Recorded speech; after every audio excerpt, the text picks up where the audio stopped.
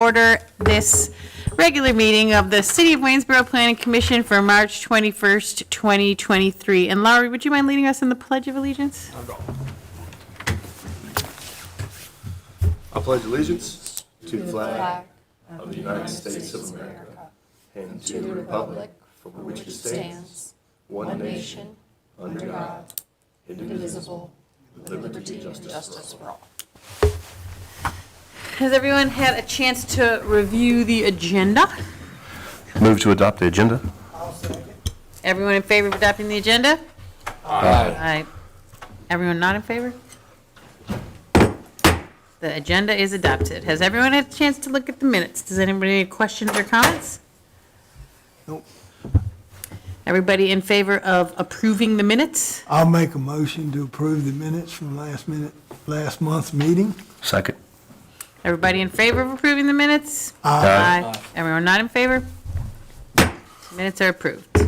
We have a public comment period for items not on the agenda.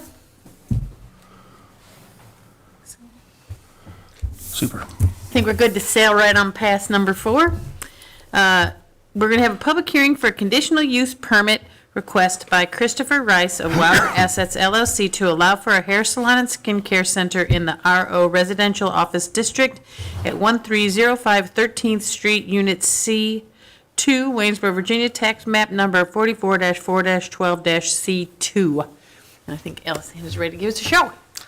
Yes, good evening. This is for a conditional use permit for the 1305 13th Street, Unit C2. And just a quick reminder about conditional use permits. They do allow for case-by-case review of uses which may be but are not always compatible with the neighboring uses. In order to approve the conditional use permit, the City Council must find that the proposed use is consistent with good zoning practice and will have no more adverse effect on the health, safety, or comfort of persons living or working in the area and will be no more detrimental economically or otherwise to property or improvements in the surrounding area than any use generally permitted within that district. So this property is located in sort of between Magnolia and Poplar. There's fronting on 13th Street, there's 2 office buildings. This is a unit within one of those 2 buildings, right there between Magnolia and Poplar. And the nature of the request, the applicant has requested the conditional use permit to allow for a hair, nail, tanning, or professional care services within the RO district, which is a residential office district. He's purchased Unit C2 at 1305 13th Street and wishes to open a hair salon and skin care center there at that location. The applicant said he has discussed his proposed use with the building's POA and received support for that business. So here's a quick look at the zoning and uses in the surrounding neighborhood.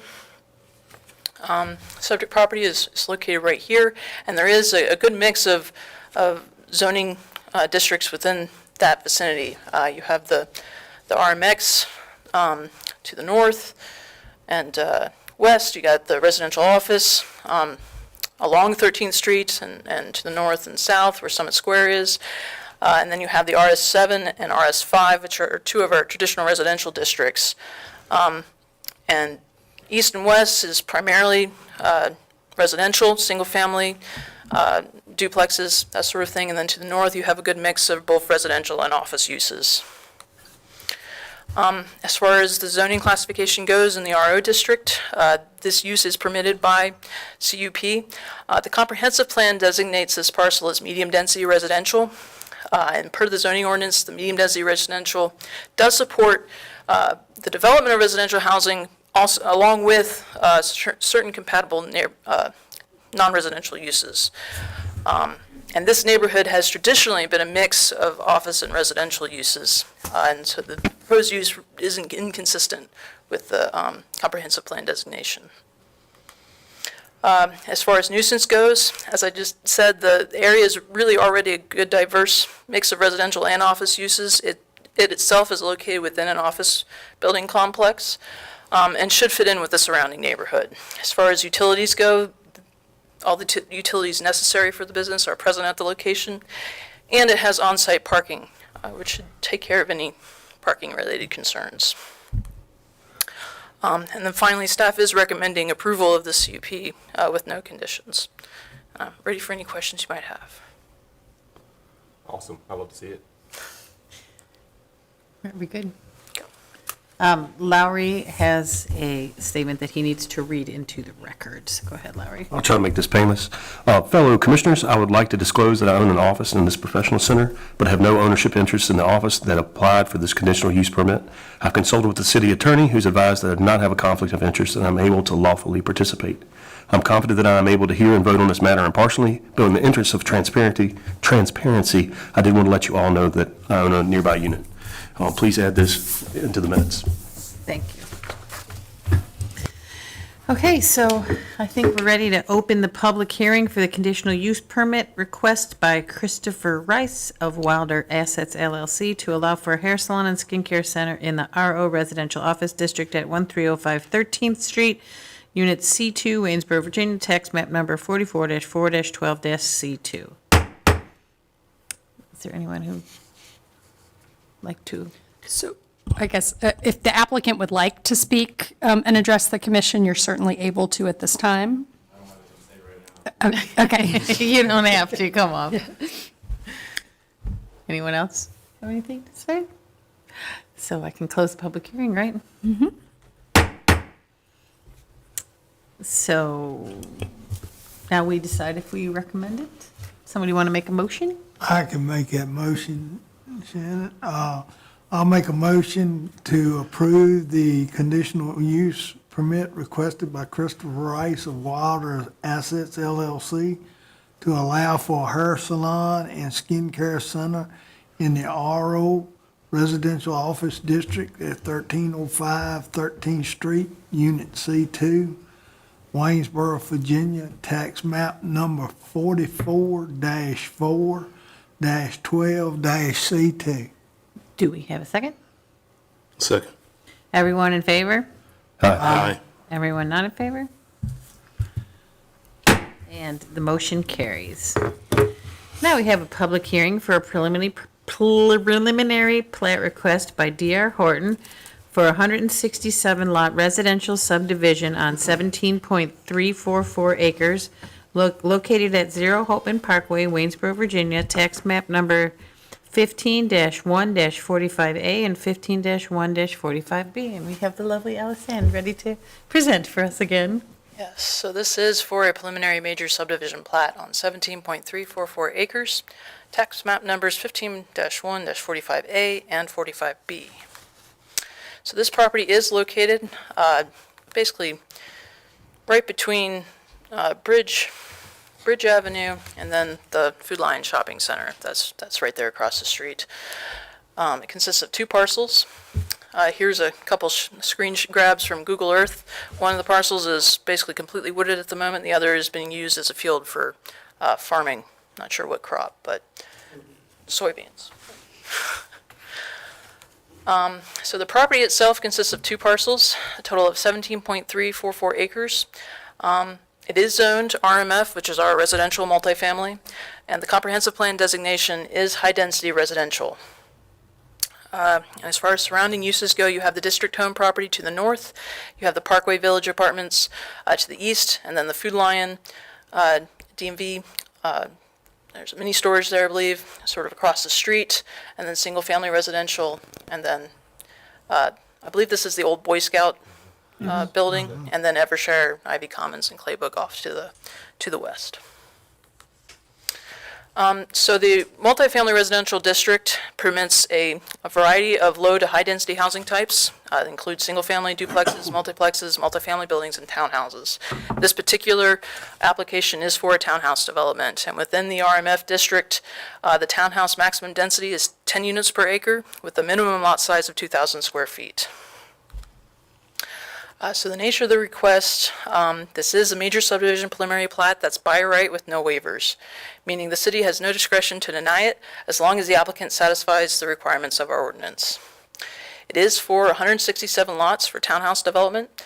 The lot sizes range from 2,000 square feet to about 4,400 square feet, which equates to about 9.6 units per acre. There's about 2.874 acres of open space, with some of it doubling as the stormwater management facilities.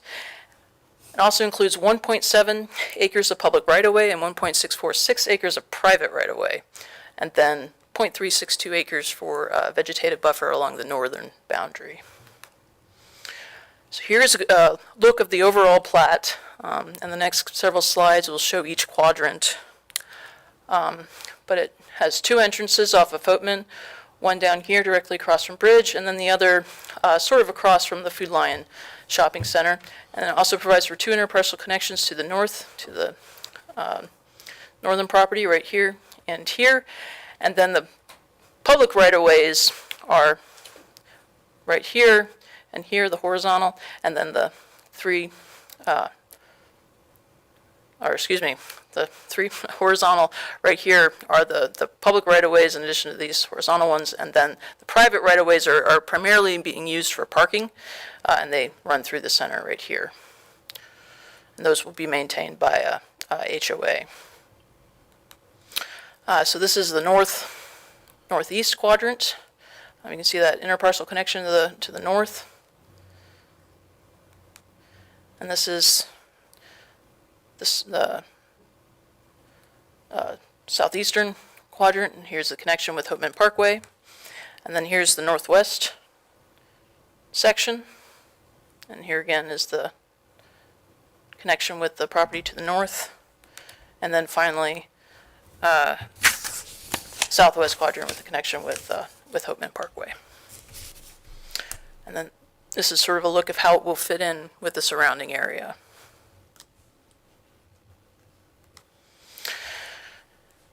So since this property is zoned RMF and the property directly to the north is RS12, there is a vegetative buffer being required. It'll be a Class B buffer. That's about 15 feet minimum width and include the one evergreen tree, a canopy tree, 2 understory trees, and 16 shrubs per 100 linear feet. And that is going to run, you can see it sort of right here across that northern boundary right there. As far as parking requirements go, townhouses are required to have 2 parking spaces per unit, which means a total of 344 spaces are required. Garages can count as 1 space. In this case, this design does accommodate for a single car garage, so that'll count as 1. And then on-street parking, in this case, is counting as the 2nd space. And 168 spaces are provided on-street. And some of that is within the public right-of-way, and then also the private right-of-ways. As far as access and traffic goes, development will have 2 entrances, one directly across from Bridge Avenue, and the second sort of a slight jog over from the Food Line entrance off of Hopeman Parkway. In addition, it has those 2 interparcel connections shown on the northern property boundary. As far as traffic goes, in particular, the applicant did conduct a turn lane warrant analysis, and it recommended no improvements. And no turn lanes required. VDOT reviewed that turn lane warrant analysis and concurred with that analysis, that there were no improvements required. They did, however, have a couple comments about it. The first was that if the property to the north of this one, the one that was zoned RS12, is developed at some point in the future, there will be turn lanes warranted on Hopeman across from Bridge if that area is developed. Due to the increase in the traffic that will happen at that time. And then they also made the recommendation that the entrance near the Food Lion entrance be aligned so that it's directly across instead of that slight jog. So those were their 2 comments on that. And then here again, it's just to show you the 2 entrances, the one across from the Food Lion, this is the one across from Bridge, and then these are the 2 interparcel connections right up here. And then sort of details the parking and where that parallel parking is located.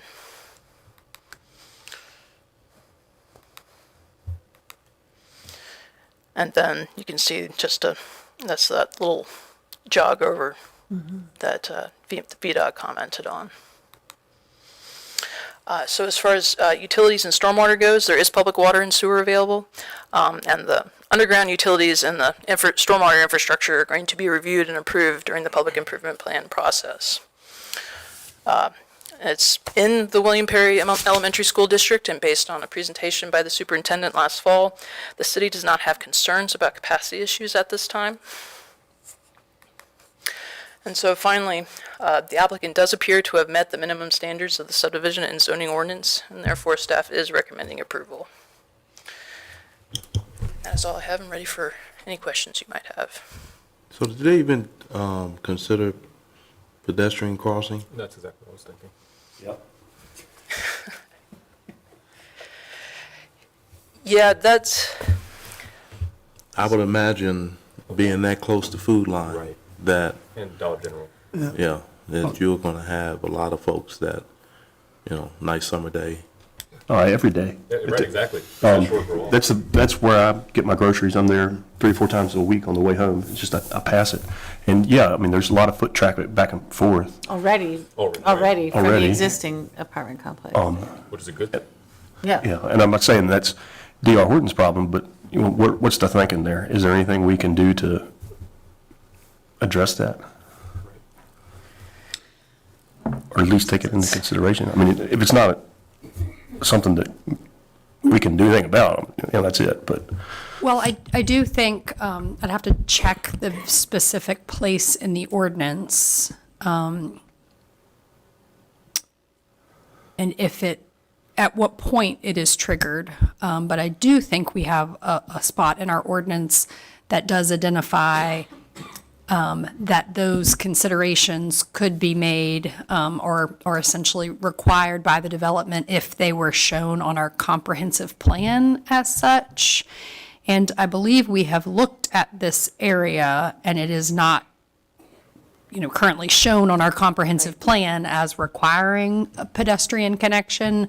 If I remember correctly, the comprehensive plan kind of jogs it down along King, I want to say, and then it comes back up to Hopeman, but it's not considered a pedestrian area at this point. The point's well taken that it just because it's not in the plan, people are using it as such. So I'd have to do a little bit more digging into whether or not that could be something that you all could, I guess, essentially you can definitely comment on, but in terms of requiring it for approval of the preliminary plat, I would need to check. Even just swinging that, I guess, east side roadway, just line up, like, I think, did I say that? Just line it up with that food With the line entrance to food. Yeah, It would so, allow for traffic control in the future. Exactly. Yeah, and we- It'll slow Especially it if there's a down, development behind it. right, You're gonna need traffic control of that intersection. no matter what. And so, yeah, that was my first question is, does the plat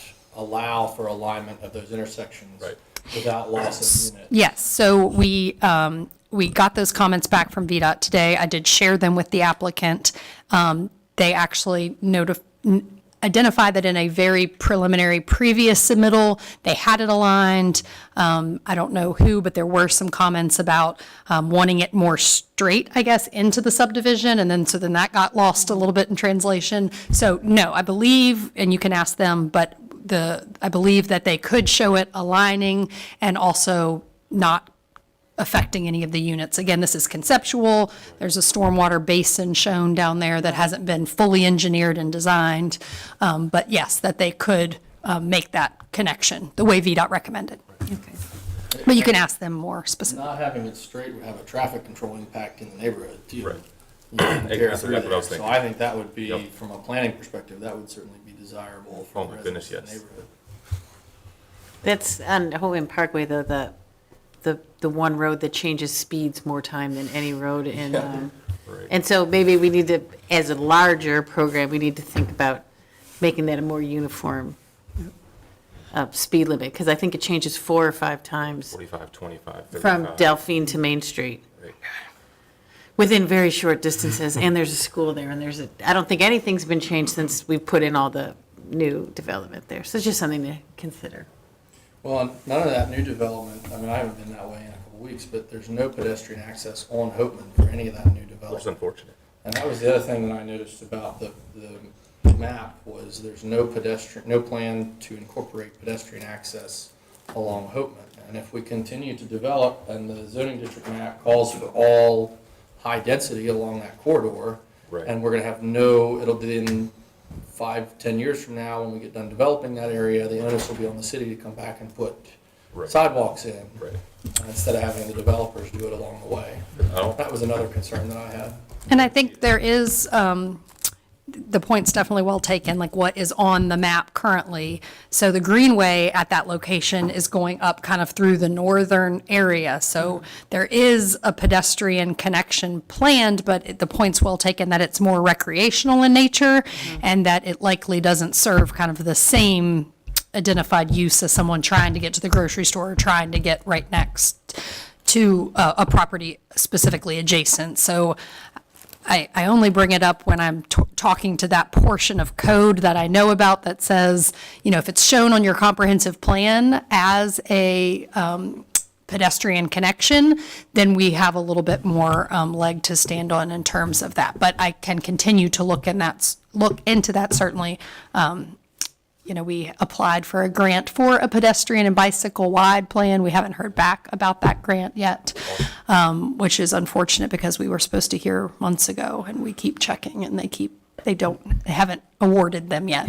And any future update to the land use plan and comprehensive plan could include kind of re-looking at those areas and where we might want to specifically show pedestrian connectivity. Yes. I will say I took an opportunity to read the comprehensive plan, skim maybe is a better word for what I did. But I did notice that there's, in my opinion, there's sort of a disconnect between the zoning map, which shows high-density residential in that corridor, and the comprehensive plan, which I couldn't find, and I'd be happy to be corrected, but a pedestrian access plan. If you're going to have high-density development, right. we need to have the attendant, at least I think, have a plan for the attendant services, which includes pedestrian access. So there is,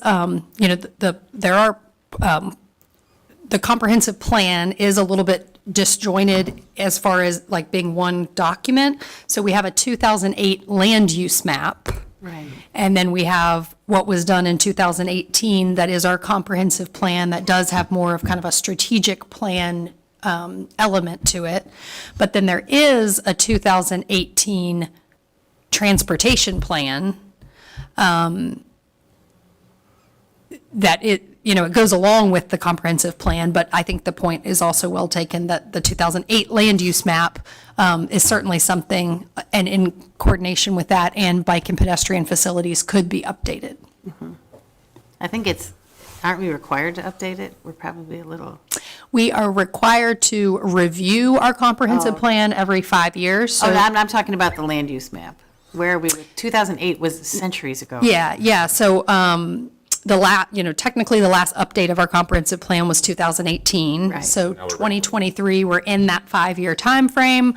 But we didn't do anything, but I helped review that. We didn't really do anything with the land use map Right. in 2018. Yeah, so I mean, the state code speaks to the fact that you have to review your comp plan. Oh, okay. And you can say, we agree with all the goals that we made, so there's not really a lot of teeth to what that Right. looks like. But we, and when I say we, staff has provided a presentation to council at their retreat that kind of went over the comprehensive plan, what is in it, and then kind of notified that, yes, we are approaching our 5-year review period, and there's no real requirement of what that review looks like.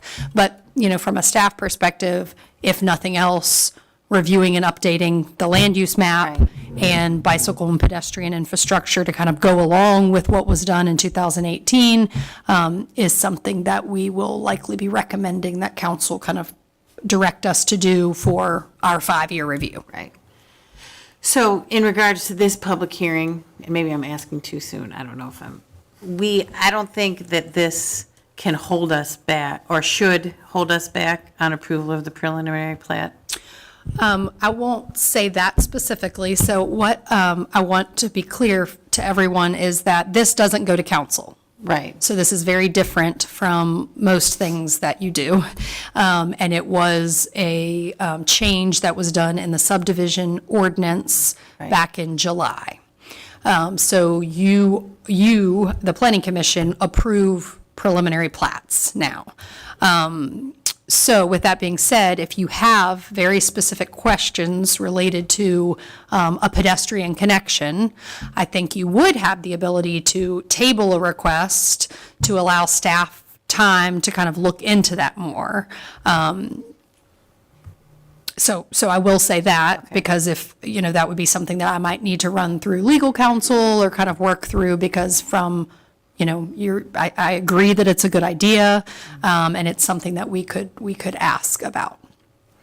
And in your opinion, are we talking about just some paint on the road with a couple new signs, or are we talking about like islands that people can stand on? Well, I mean, certainly there's all degrees and levels of the traffic improvement, so I think that would be part of what I would be looking into. I mean, we just applied for Virginia Highway Safety Improvement Program funding for like 16 different intersections, and they were kind of a range of different treatments, whether it's the high visibility crosswalks or the rapid flashing beacons. Certainly a wide stretch of road, it is often nice to have some kind of median pedestrian refuge. So I guess I'm not saying it would be anything in particular, but if you all had enough questions around that, it could be something that we could look into more.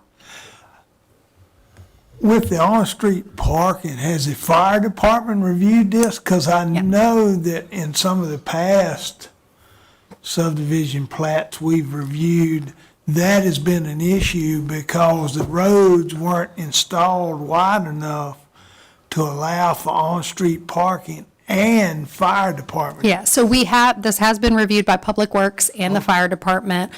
We are requiring a 28-foot, Or varies from a 26-foot clear zone to about a 28. and then and Public Works specifically was requesting that some of those internal streets that are running parallel would be private and allow for the on-street parking, and that would that gave them a little bit more assurances in terms of snow removal, that it wasn't roads they would be focused on, and the parking configuration wouldn't kind of mess up their, what they need to do.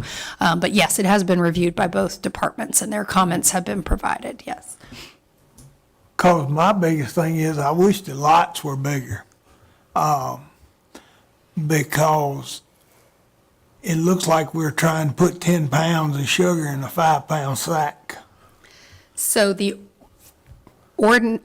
plat meets Yeah, our ordinance requirements, yes. The zoning is really interesting. If you look at the zoning district map, those plats that front on Hopeland Parkway are zoned high density. yep, And I don't know the history of how, but it's just an interesting zoning choice, in my opinion, to just have that one narrow corridor. There's actually very few places in the city that are zoned high density like that. I've got the zoning map Yep. here if you want to take a look at it.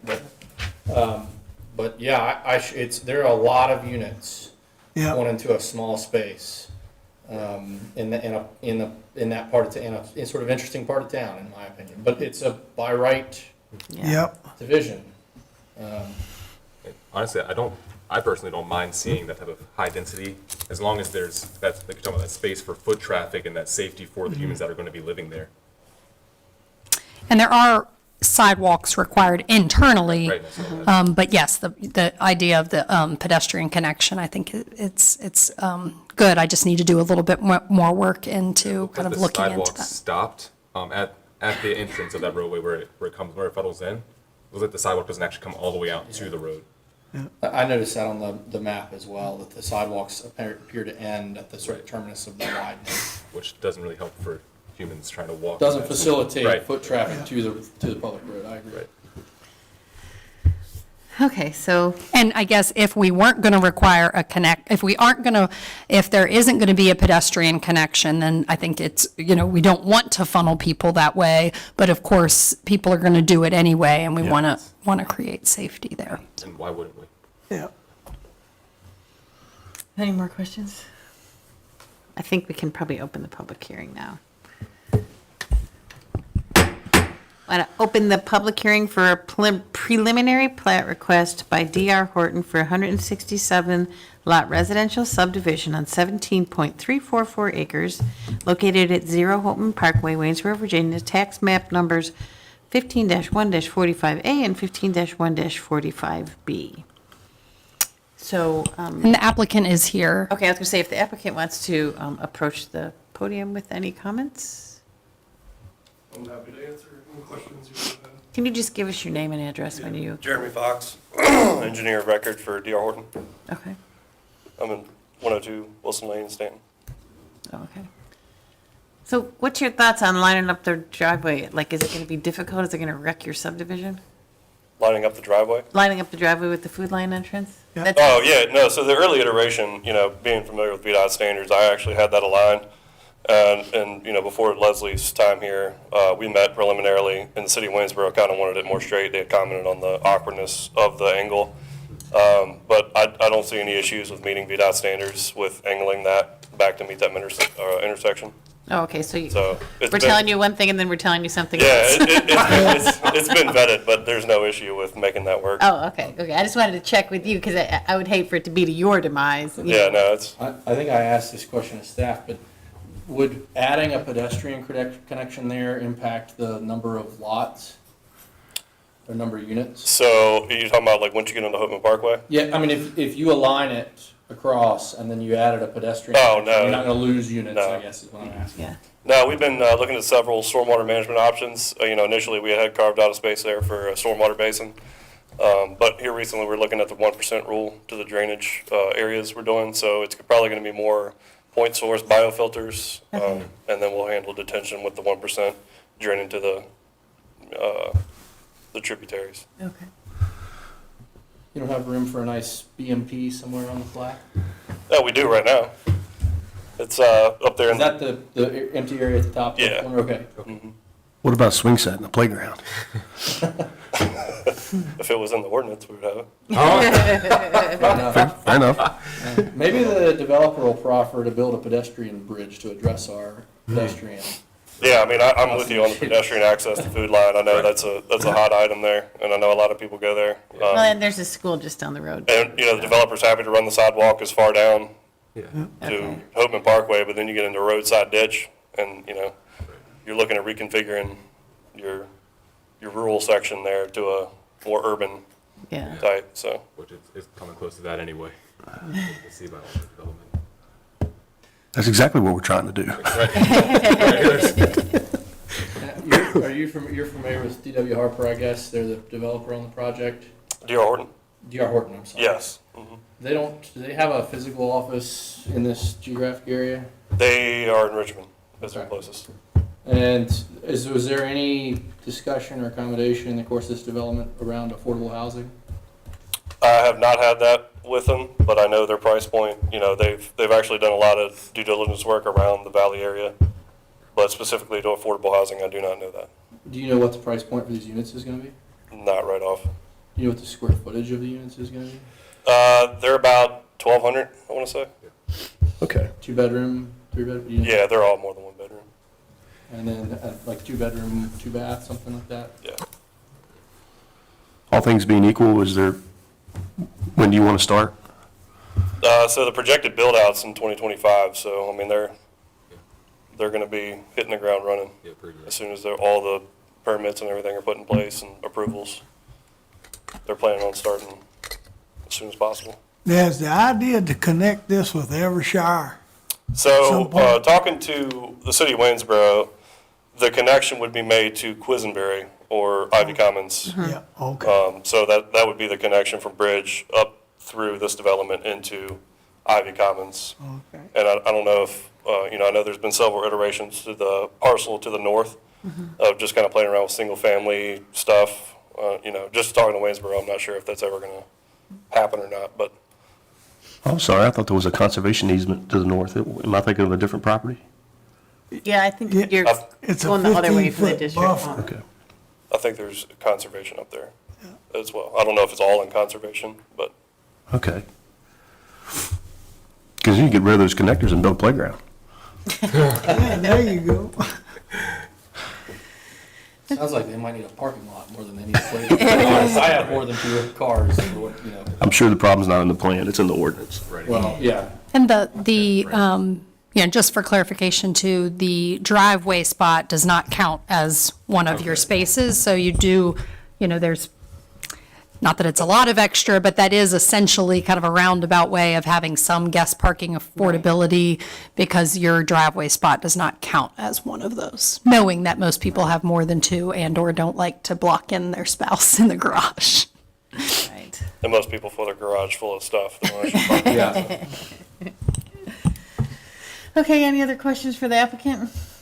Do we have any comments from the public? We do not. And nobody here wants to say anything? Okay, then I think I can close this public hearing. Thank you very much. Thank you. Now, we need to talk about how we're going to phrase this, what we're going to do. Just briefly, the two things that strike me about the ordinance, having now read it, or read the comprehensive, both the comprehensive plan and the ordinance, and this is probably not a reflection of this development. I mean, it's a by right development, so Right. it's a by right development. But it strikes me that our ordinance does not, so I did a little research into D.R. Horton, and they advertise themselves as America's largest home builder. And, you know, we have these developers, these national developers that come into the city that have no local business presence. And we've got a downtown that's emerging from being blighted. Right. But we still have a lot of empty office space, and so I wonder if there isn't a way for us to recommend changes the council adopt changes to incentivize businesses that are present in our community when it comes to development like this. And the other thing that struck me is, you know, our police officers and our teachers need places to live too, and as it currently stands, we have no affordable housing requirements on the books in the city for development. And so those are the two issues that I've discussed with staff a little bit, and that I just want to sort of press forward. Those are the two issues that I don't go to every city council meeting. I haven't been to a city council meeting in a long time. But that seem to be prevalent in our community. And, you know, I read an article this morning that said that there are between 1 and 6 million more families that need homes in this country than there are homes available right now. So we need developments like this to accommodate that demand. Right. But the development in the city over the last couple of years has been really aggressive. And we've seen a ton of single-family homes come in. And we're not creating an environment, I think, right now where we're incentivizing businesses that are in this community and that invest in this community or incentivizing businesses that want to come in and development to have a presence in this community, a business presence in this community. And we're reaching a point with development in the city where I think we need to start looking at affordable housing. So those are the two issues that I want to ask staff to think about and look at and maybe come back to us with some recommendations. I think this development, not that it matters what I think because it's by right, but I think this development, you know, it's appropriate with the zoning district map. And so it is what it is. And I think it'll be a good development on that end of town. But those are just the thoughts that I wanted to pose to the commission and ask staff to look at and think about, and maybe we can revisit them with zoning text amendments at some point, recommendations at some point in the future. Okay. Well, I'd just like to tag on to what William said about not only businesses having a presence here in Waynesboro, but the people that are actually going to buy these homes are working in Waynesboro. Because I work in Charlottesville, and everybody I know considers Waynesboro, Stanton, Fishersville, Stewart's Draft a bedroom community of Charlottesville. I know there's nothing we can do about that, but I think by having businesses that are present in the community may begin to affect that and change that. So circling back to this specific plat, we need to talk about how we want to phrase what motion we're going to make tonight in regard to this public hearing. So just some suggestions. Okay, that's what I was fishing for. If you're only going to focus on the alignment change, I think that you could recommend, or you could approve the plat this evening with that change, because we know it can be made without kind of affecting the overall location of things. They could submit it showing that connection, and then staff could sign and Shannon could sign as the chair of the planning commission. If you're going to address or have staff continue to look in the pedestrian kind of connection, I think it would probably be prudent to table it, because I think there are too many questions or too many things that I don't have the answers for right now, that I would, that would run the risk of us having to come back, bring it back to you anyway. So that would be a way that I think we could handle it, but I would obviously open to your thoughts and suggestions. Personally, I like to table it and give y'all time to look into the pedestrian issue, because you do have a shopping center right there that is frequented, and many people walk across that road going to Food Line, Dollar General, and the other stores in there, and even DMV, so. And I think a part of the reason why I also would recommend tabling over trying to make some recommendation around that is because I think there's a lot of questions of, if we took it to legal counsel and there was some assurance that our ordinance would, require that staff has missed, or that, what that connection actually looks like. Is it just painted stripes, or is it, so I think all those questions would make me kind of too uncomfortable for us to just move forward with an approval based on not knowing, what your thoughts would be on the specifics after you get information back from legal counsel about that. So does someone want to make a motion that we table the approval of the preliminary plat until we hear back from staff with further results in regard to our ordinance and pedestrians? I'll make a motion. Somebody want to second it? I'll second. Everyone in favor of the motion as I stated earlier? Aye. Everyone say no? Okay. So the plat is tabled just until we get more pedestrian. Yeah, and so we would plan to bring it back to you at your next meeting. Okay. That'll be. And do we need to have, we won't need to have another public hearing then, will we? I don't think so. I mean, certainly I if. just don't, I hate to do it and like put off the, you know what I mean? Yeah. I don't. No, yeah, I think that we've accomplished that this Okay. evening. I could certainly ask legal counsel, or if for some reason, more things come up that we don't expect, I might revisit that, but I wouldn't think so at this Okay. time. Okay. Okay. We can jump on to number 7. We have a public hearing for rezoning request by MP Marketplace LLC to rezone a portion of the property at 1930 Rosser Avenue, Waynesboro, Virginia, tax map number 51-12-46, portion from PUD, Planned Unit Development, to Highway Business. Allison, take it away. Yeah, so this one is to rezone a portion of tax map number 51-12-46, area commonly known as Waynesboro Marketplace. It is located on Roster Avenue, basically directly across from Lucy Lane. The area shown in the purple polka dots there is the area in question where the applicant has requested it be rezoned from PUD to HB. So, nature of the request, applicant has requested to rezone this the area shown in purple from PUD, which is our planned unit development, to HB, which is our highway business.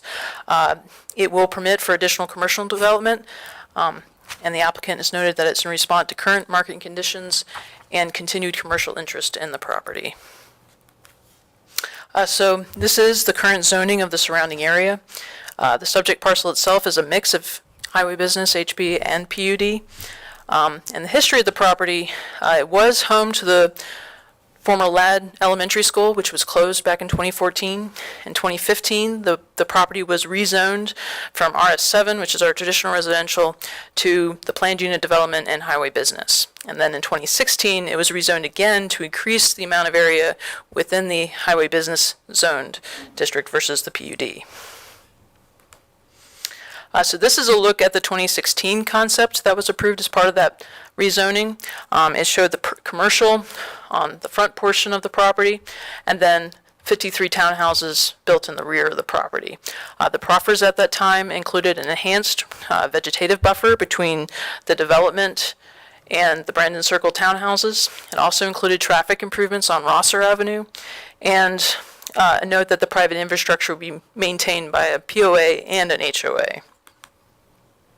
So for the 2023 rezoning request, this is a new site plan or site concept submitted by the applicant. It shows the entire parcel being developed as commercial with the rezoning to highway business. This particular concept shows 4 commercial pads, and they have also submitted an updated proffer statement that removed the proffers that have already been completed or were no longer applicable. And I'll just walk through the proffer statement that they've submitted. The first was they brought over the enhanced riparian buffer between the subject parcel and the Brandon Circle townhouses. It must measure at least 15 feet wide and include a canopy tree, 3 evergreen trees, 2 understory trees, and 12 shrubs per 100 linear feet. And that will continue over into this rezoning proffer. The 2016 proffer included a 6-foot vinyl fence in addition to the enhanced landscape buffer, and that has already been installed and is in place currently. So that is no longer applies, but the remaining vegetation will apply moving forward. And then also the stormwater management facilities will be permitted within that buffer area as long as none of the vegetation is displaced. In addition, as it's stated right now, a property owners association will be established and responsible for the maintenance and repair of all the common areas, buffers, and non-public infrastructure such as the roads and parking. However, we are working with the applicant currently to ensure that the maintenance and repair of the non-public infrastructure be handled instead through covenants and restrictions rather than necessarily a POA. So one of the 2 of those things will be in place with this rezoning, but we're still working through that. And as far as the stormwater maintenance goes, that will be handled by a separate agreement. So here's another look at the site, the concept site plan, and this is where that vegetative buffer will be. And right now they're showing a large stormwater area directly behind all the commercial development. So there is a fairly wide space now between the Brandon Circle townhouses and the development. And in addition, there are 2 future interparcel connections that will be provided to provide an opportunity for connection along Wendigo Drive, or Wendigrove Drive, excuse me. The first will be a paved drive aisle stub that will align with the drive aisle on the parcel that's currently home to Resident Inn. That will then let you out onto Wendigrove.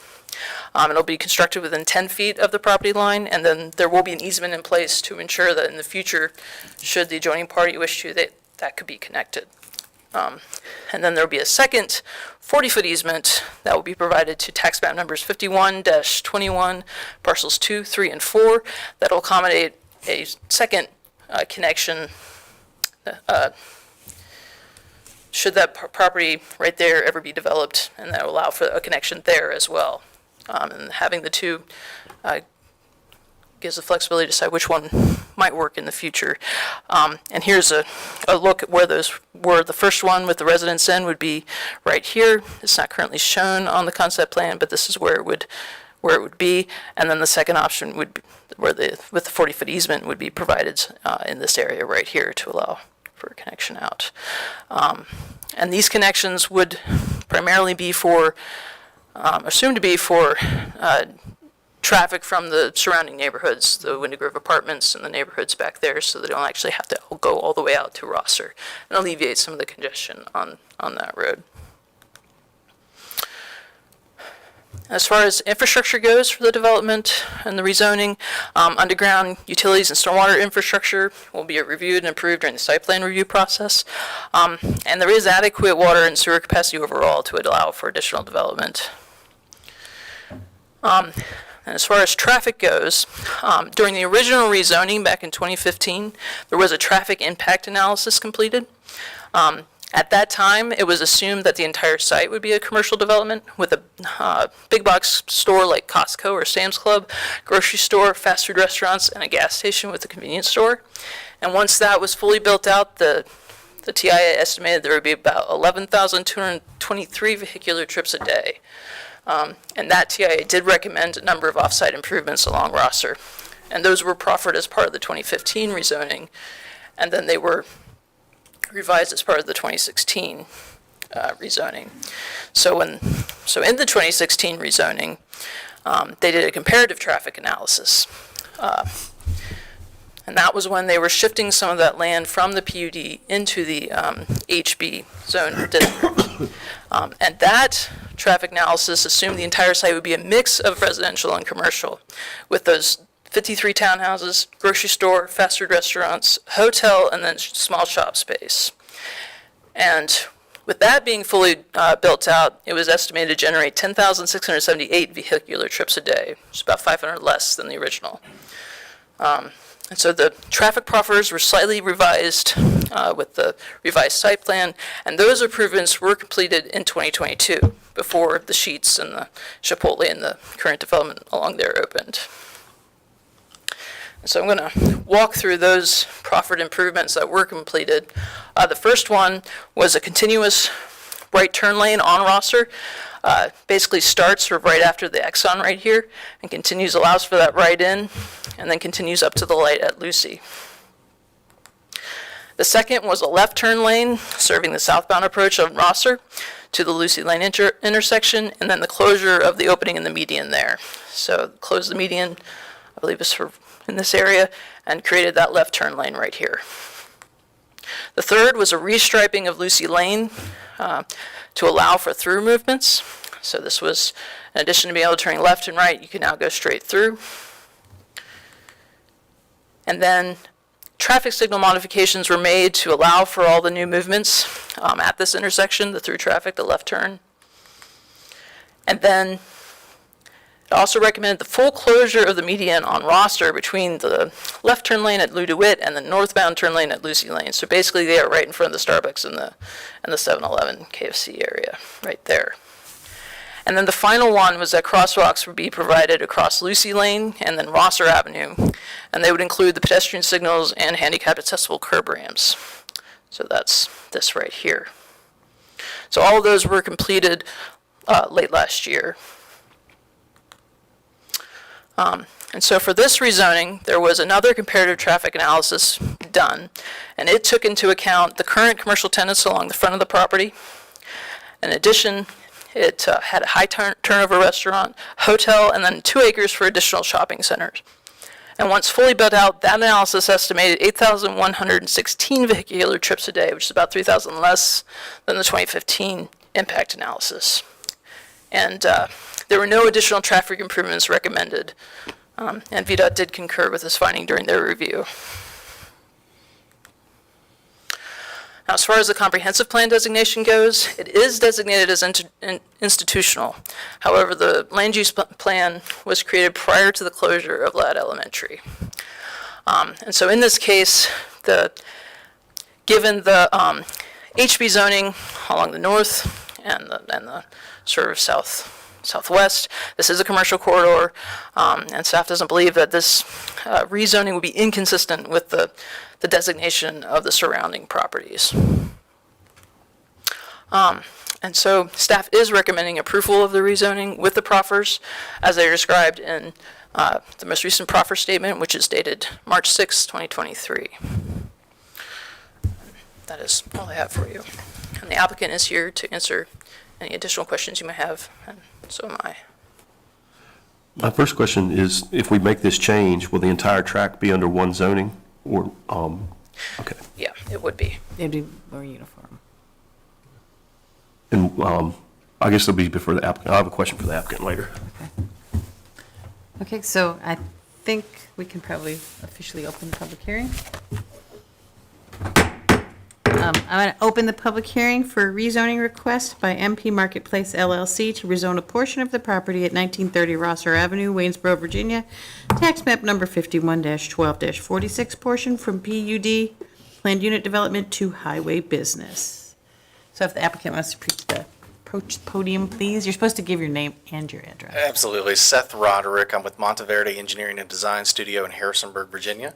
Do you need the actual physical address? No, I think you're good. Okay. We got you covered. I am representing the applicant, Bill Mitchner with Mitchner Properties. He is the developer of the first half that's already out there and opened up to the public. And I actually have extensive history on this site. I was part of the original rezoning request under my previous employer and a previous contract purchaser. So that property, when it was first opened up for public sale by the county, when the school was closed, it was first targeted for full commercial, but the lot's very deep. And at the time, there was just not enough interest into getting that second row of commercial development on the backside. So that's why in 2016, it was revised to include the townhouses as a highest and best use if commercial was not available. Of course, that contract purchaser went away. There were a couple others that jumped in the line, couldn't make the numbers scratch. Eventually, Mitchner Properties came into play. They were able to make it work, find good, high-quality tenants. And in the process, they figured they'd go ahead and just hold off on that second row until they found out what the actual interest was. They are receiving very good, high-quality interest from well-known national tenants. There's a 6,000-ish square foot restaurant that wants to be there. We're working with a hotel as well that wants to be there. These guys want to come in, and that's really the linchpin for this rezoning. And beyond that, there's 2 additional pads. One of them's right now sized at 1.3 acres. The other's about 0.6 of an acre. It just depends on where the interest comes in. But those next 2 high-quality tenants are what this rezoning is really seeking to address. Of course, the process in rezoning from residential to commercial, generally the biggest concern is traffic, because other concerns are really kind of pushed away when you go from residential to commercial. We're not having an impact on schools. We're having less of an impact on EMS. So you think about traffic and the impact involvement there. And where this came into play, and that's why we wanted to check the numbers. When we start an initial concept play when we went through the 2015 rezoning, we're making a lot of assumptions. We didn't have tenants locked in at that point. So you're kind of taking what our best stab is at that highest and best use and trying to be as conservative as possible, and conservative meaning aggressive with the commercial intensity. And that's where that 11,233 traffic, plus minus, came into play. And so when we look at the trip generation associated with our current uses, that 28% reduction is just based upon what's real and assumed today with the portion that's not quite in hand but is pretty close to being in hand, versus what was widely brushed and assumed at the time.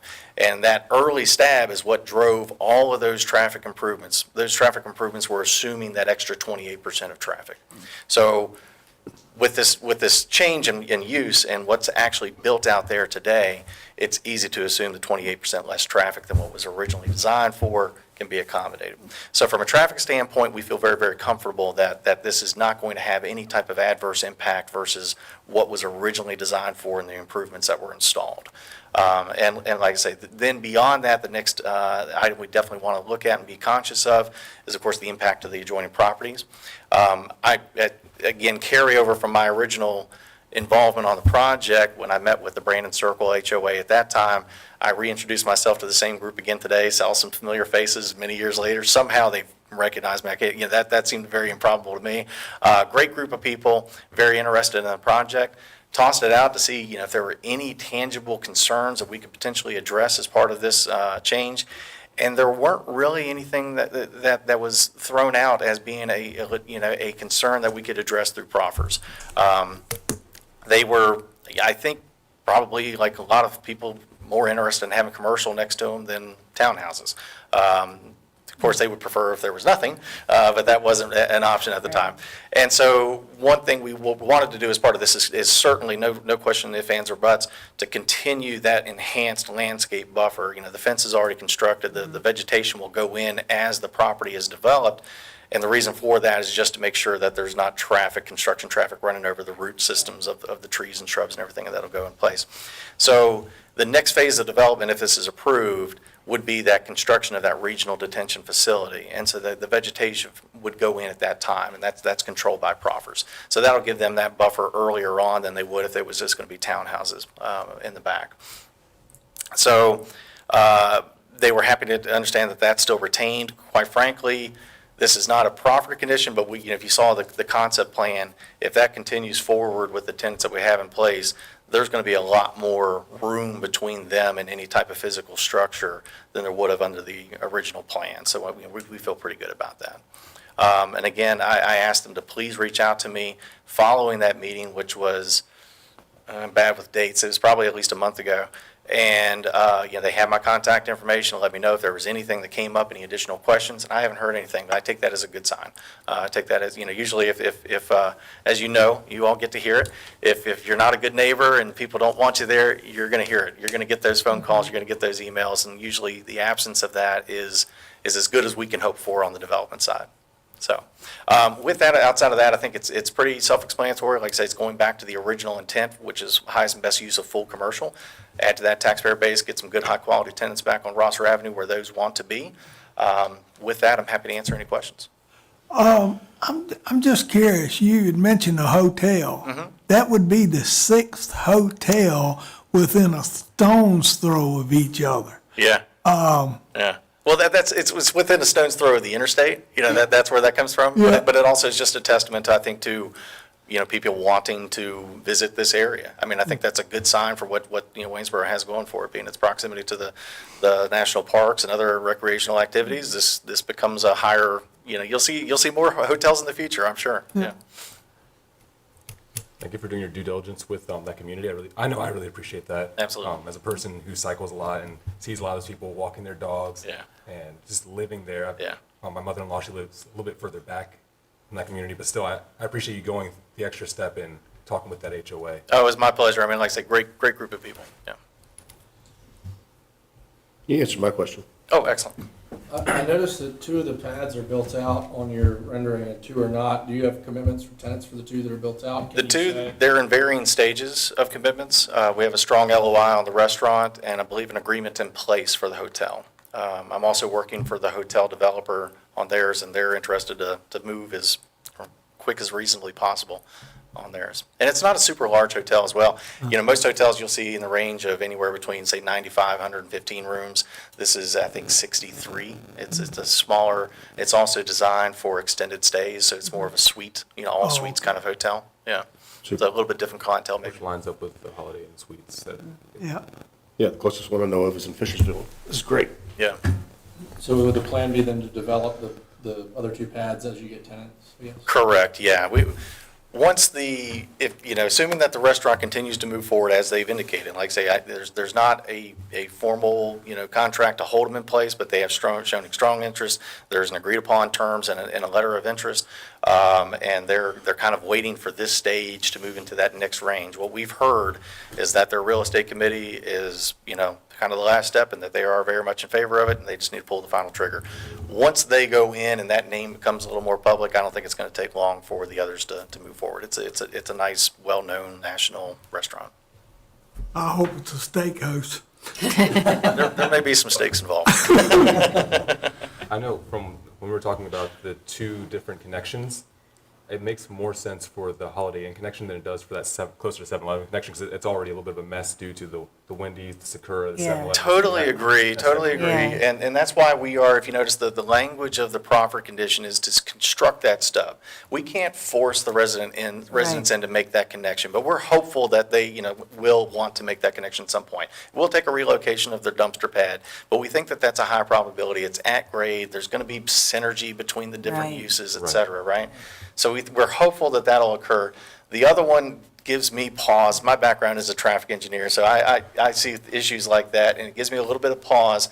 But I do think we wanted to make sure that there was at least the opportunity to explore it. And so the language there is a little different. We're not constructing it. We're not just laying the carpet out for somebody else to just attach when that could create negatives.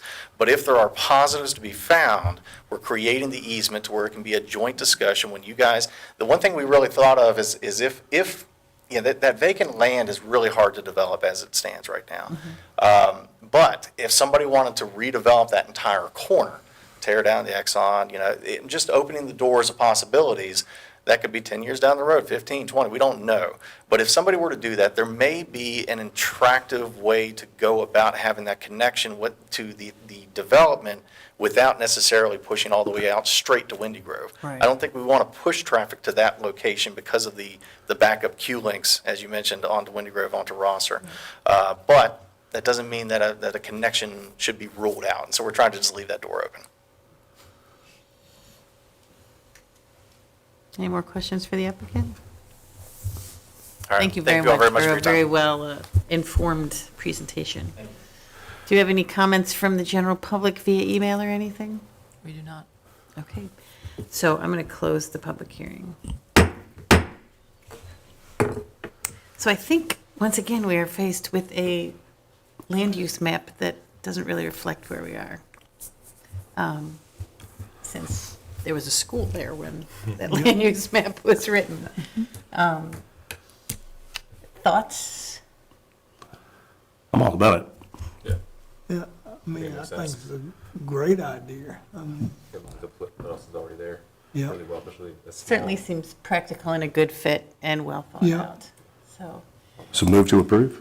I guess my only question is, are we thinking about finding ways to slow down traffic in that Windy Grove section, just like the Brandon Circle HOA has talked about in the past? Just because we're adding so much to that area, and it's such a straight line between the Home Depot, the Exxon, the restaurants, adding some sort of easement so they can connect to this other restaurant, this other hotel, or maybe even swing in to Sheets to the back way. Are we talking about, have we thought about anything to slow that down at all? For the residents who are there, even the people who are in the townhouse who might be walking to Home Depot to pick up a box of nails or something. Yeah, so I know that with the, what is the name of that one called that we just did the PUD? Is it called Waynesboro Place? I was like, not Marketplace, Waynesboro Place. The PUD that's back at the end of Windy Grove. Gosh, it's been a while now. When we brought that to you for in Area 2 or Block 2, Yeah. they wanted to change it to allow a hotel. Right. So it already allowed a significant amount of uses, like a movie theater could locate there, several things, but they just wanted to add a hotel as a use. You all recommended approval and did have some questions about kind of speeding and things in the area. That did go to council and was tabled at council for quite some time because the applicant was working on kind of updating. Council wanted a baseline essentially to say the traffic impact analysis that they completed back originally was actually what we were seeing out there today with the numbers. So we did get traffic counts that were completed on Windy Grove, and I do believe they include speed counts along with that. I can't remember them off the top of my head, but it was the marker or the counter was located like about 200 feet to the east of Alston Courts, like in between the Home Depot, and that's where the counter was placed. So I'd be happy to get you all that information for what those counts say. Those were presented to council and noted that essentially what was envisioned in that traffic study for Waynesboro Place was not exceeding what existed out there today. I'm not talking about speed, I'm talking about actual count numbers were not exceeding. So I can get you all that information. I'll be happy to send that out. We'll try and send that out tomorrow to you all so you can have that to review. Thank you. But as it's currently situated, until the connections are made, right, there's not going to be any There's not gonna impact be on any, yeah. Waynesboro or Alston or any of those. Right, and the applicant, we did not include this in your packets, but the applicant did provide a letter that essentially stated if those connections are made, kind of the percentage that we would envision, going back and forth. And we did have VDOT also review that, and I can't remember the numbers, maybe you can, but it was minimal in terms of what those interparcel connections would be and that it wouldn't kind of blow things up.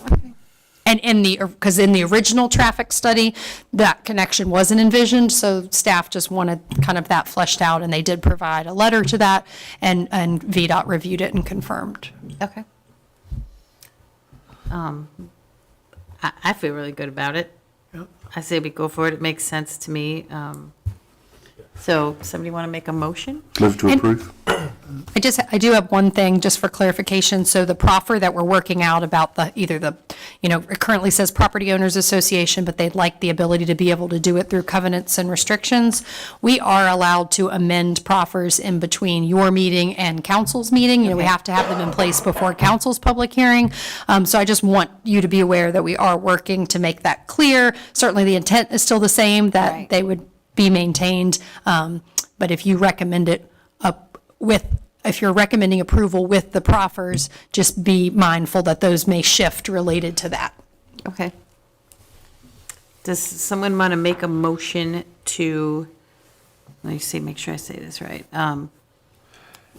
Recommend approval of the rezoning request by MP Marketplace LLC to rezone a portion of the property at 1930 Rosser Avenue, Waynesboro, Virginia, tax map number 51-12-46, portion from PUD Planned Unit Development to HB Highway Business with the existing proffers such that they may be or may be edited. So moved. Seconded. Everyone in favor? Lowry's all about this one. Motion carries. Okay. Now we have number 8, review of minor subdivision and final subdivision of plats approved since the February 21st, 2023 meeting. I actually do not have any of those for you this evening. Okay, so we're going to slide right on past that one. Matters from staff? I do not have anything. I got a quick question. Since we're in the review window for the comprehensive plan, when is the time frame for that? Later this year, this summer, Yesterday. next month? 2023. Yeah, so that's a good question. I, at this point, have presented to council at their retreat, a month ago, I guess, that we are running up on that review period. It is budget time, council's working through their budget. Our last comprehensive plan, the 2018 strategic plan, it wasn't just a review, it was kind of a full rewrite. It was a lot of work. For Waynesboro. It was brutal. Yeah. And it was a hired consultant. I don't have the exact amount in front of me, but I believe it was close to $90,000 I don't think we for should hire that consultant again. the but, the review of that.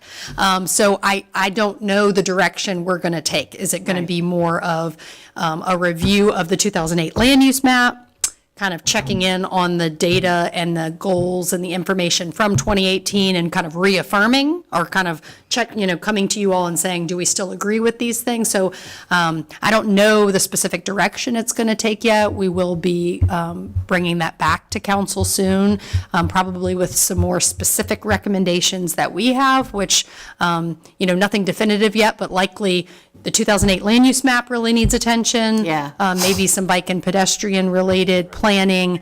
And then when it comes to the 2018 plan, that really was a great effort from the community to provide feedback, just kind of reaffirming those things, and not really doing a full in-depth planning. It's not typical that you do a new one of those every 5 years. A lot of times it is like a review and an update. So I don't have the specific time frame right now. I think once the budget is finalized and approved and we have a better feel for that process, I'll be able to come back to you with what that timeline would look like and what components of that review you would likely see. Since we are in that time frame, I think it would be a good idea to line all of them up. The land use plan, the pedestrian bicycle plan, and the comprehensive plan, and add the pedestrian plan in place at that time. That way, moving forward for the next iteration of the planning commission, down the road, that they'll have a good foundation to work off of. Sure. Yep. And they should all be singing the same song, but it definitely is likely the case, that in 2018, it was more of kind of a strategic planning effort and less focused on the land use map. And then, so how do we make those all speak together? So I do envision the 2018 land use map being a priority, or one that staff would recommend be a priority of our 5-year review. I would say that Definitely. land use map needs to be totally rethought and updated, so. Yeah, because they all need to be sitting on the same pew in the same church. Well, all it takes is a look at the district map, zoning district Exactly. map, Yeah. which I had never seen before. I pulled it up earlier today. It has some interesting features. Yep. Okay. Any other correspondence and communication from the commissioners?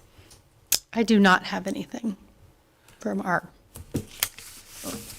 I'm loving this weather. I've been riding my bike everywhere. I have a little bike trailer for my daughter, and it's been great. So I'm loving all the directions we're taking and adding in safer infrastructure for that type of behavior. Great. and we did receive the Highway Safety Improvement Plan funding. I can't remember if we told you all that. I think we found out after our last meeting. Yeah, you thought it was coming. but- Yes, but we did, it was approved. So we got a little over $800,000 for those 16 pedestrian. And so we, I don't know how far the money will stretch, and we might have to reprioritize some of those, but we do have that. And I believe what VDOT has told me is that that money will be available to us in fiscal year 2025. And then we did receive, and I can't remember the specific amount right now, it was less than 800,000, significantly less, but for the flashing yellow arrow improvements, we had requested at, I think, 10 intersections, if I great. remember right. Are they the intersections on Rosser going out towards the interstate? We did not touch any of the ones on Rosser, and the reason we didn't is because that is a separate funded smart scale project. So we excluded those from our HSIP application at the recommendation of VDOT, but those will be in a separate project. Okay. Yeah. And Okay, great. I'd just like to let everybody know that I understand they had a great crowd at the grand opening of the venue for Basic City, the concert venue, the last week. So Good to hear. that is up and running there. They do have a temporary certificate of occupancy for that event, and have several others planned for April. Great. Yeah, that place is awesome. Yeah, they're doing great things for the city, Great. Yeah. and they're adding more to it. on the- Yeah, once they build the park up at the dump, if we could just put a sky lift up there, be good. A gondola. I think Yeah. there's a history of a gondola in the city, right? Move to adjourn. I'll second. We're done.